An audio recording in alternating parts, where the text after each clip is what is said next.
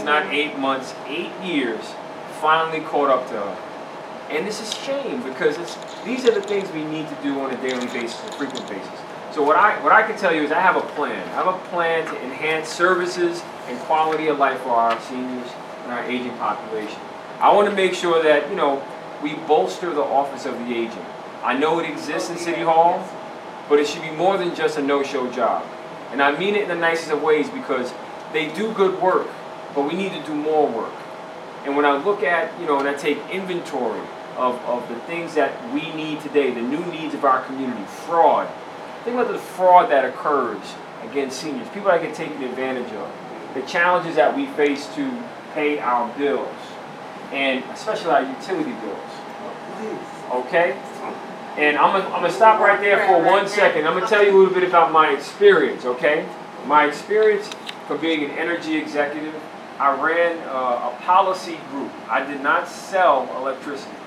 I ran an energy coalition that comprised of power plants, utility companies. Con Edison was a member of our group, labor unions, the people that work to keep our lights on, businesses large and small, chambers of commerce throughout the state. So I was an expert, a policy expert on electricity, gas, steam, transmission infrastructure.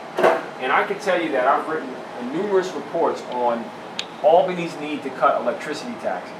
And I've been successful at cutting electricity taxes throughout the state, more than $600 million over the past few years. And Mount Vernon, I can tell you, has extra taxes on your utility bills. And I recognize that. So I will be advocating to cut those taxes on your utility bills because they're hidden in plain sight. But not many people know about these things. And I just want to say one more thing. Approximately 30% of your utility bill represent state, federal government taxes. So I will constantly stay in that fight to say, stand side by side with AARP, calling for, a utility watchdog, someone that's going to be there to fight constantly to keep the utility bills low. And I've been standing with them side by side. I'm proud to have, the distinction of having real results on these very personal issues. And you can fast forward, because this is why I wanted to make this point. If you live in a building where the heat is not good in the winter, you have to run your electric heater.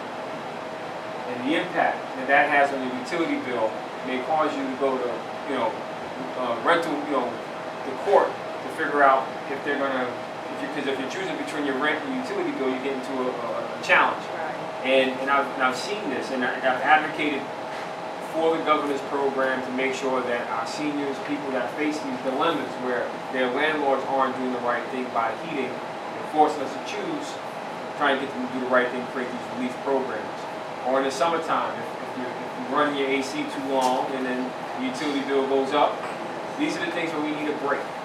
So it's not just about sidewalks, it's not just about potholes, it's also about making sure you can stay in your home and afford it.